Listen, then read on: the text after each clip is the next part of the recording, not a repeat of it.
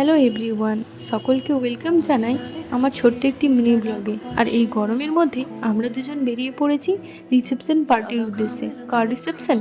ওর একটা ফ্রেন্ড, মানে সৈকতদার রিসেপশনে। তো বিয়েবাড়ি তো যেতেই হবে, যতই গরম হোক না কেন। আর আমরা কিন্তু খুব সেজেছি। আমাদের দুজনকে কেমন লাগছে তোমরা সেটা জানিয়ে দিও। বাড়ির যেহেতু কাছেই রিসেপশনটা হচ্ছে, সেই জন্য আমরা সবাই মিলে কারে করে যাবো। তো চলো সেখানে গিয়ে কথা বলছি।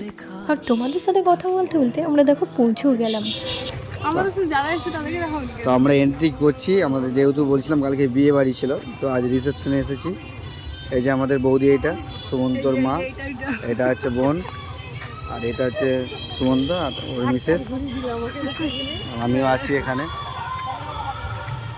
এরপর আমরা সবাই মিলে ভেতরের দিকে যাচ্ছিলাম। আর আগে রয়েছে সুমন্তদা, এমন করে যাচ্ছে যেন আমাদেরকে গার্ড দিয়ে নিয়ে যাচ্ছে, বুঝতেই পারলে তো।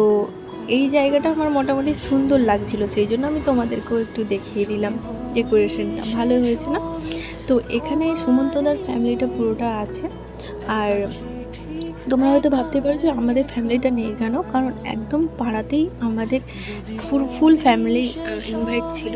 আর এখানেও ছিল, তো দু তরফটাই তো যেতে হবে, সেই জন্য ওরা সবাই মিলে ওখানে গেছে আর আমরা দুজন এখানে এসেছি। আর সুমন্তদার ফ্যামিলিটাও বলা ছিল, কিন্তু ওরা এখানে এসেছে। তারপর আমরা ভেতরে পৌঁছে যাই। ভেতরে গিয়ে দেখি যে প্রচুর পরিমাণে ভিড় ছিল। আর এখানে আমাদের দুজনের কোনোদিনও কথা শেষ হয় না, আর শেষ হবেও না কথা।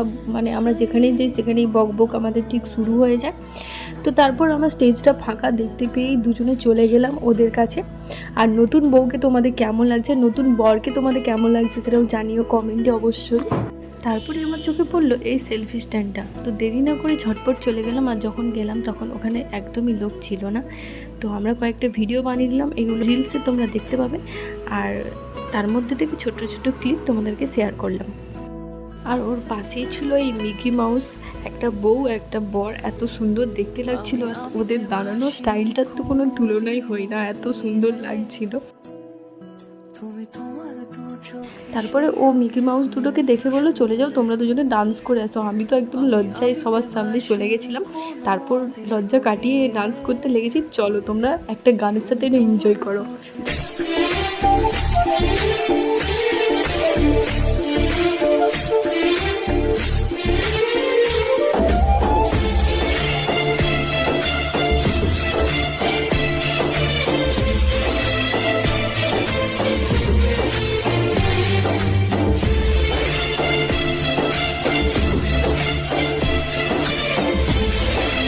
অনেক নাচানাচির পরে, অনেক মজা করার পরে বললো যে চলো চলো এবারে খেয়ে নাও।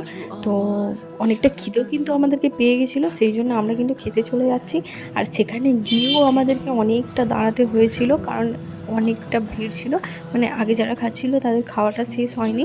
তো নেক্সট আমরা তারপরে কিন্তু বসে পড়েছিলাম। এখানে দেখো জায়গা পেয়েও গেছি আর বসেও পড়েছি। আর এখানে আমার মুখের মধ্যে পুরো ক্যামেরাটাকে ঘুষিয়ে দিচ্ছিল। কেমনটা লাগে বলো তো? আমি শুধু বুঝতে পারি না ওই খারাপ জায়গাগুলো কিভাবে আমার ক্যাপচার করে নেয়। তো যাই হোক, তো খেতে খেতে আমরা একটু গল্প টল্প করে নিচ্ছিলাম। চারজন একসঙ্গে হলে আমাদের তো মুখ কখনো বন্ধই হয় না। খাওয়া দাওয়ার পরে আমরা আবার সেই একই কাজে ব্যস্ত হয়ে গেছি, মানে একই স্টেপ বারবার করে যাচ্ছি। এই ডান্স করার চক্করে আমাকে এতবার করে ঘুরিয়েছে এই বিয়ে বাড়িটায়, লাস্ট মোমেন্টে তো আমার মাথায় ঘুরে গেছে। অনেক এনজয় করার পরে আমরা বাড়ি চলে আসলাম। আর বাড়ি এসে আমাকে বলছে দেখো কটা বাজছে এখন।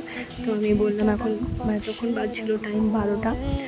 তো 12টা থেকে 12:30টার মতো। তো তোমাদের এই ভিডিওটা কেমন লেগেছে সেটা অবশ্যই জানিও। ভালো লাগলে অবশ্যই like comment share and follow করে দিও। তো চলো দেখা হচ্ছে নেক্সট ভিডিওতে, ততক্ষণের জন্য বাই সবাইকে।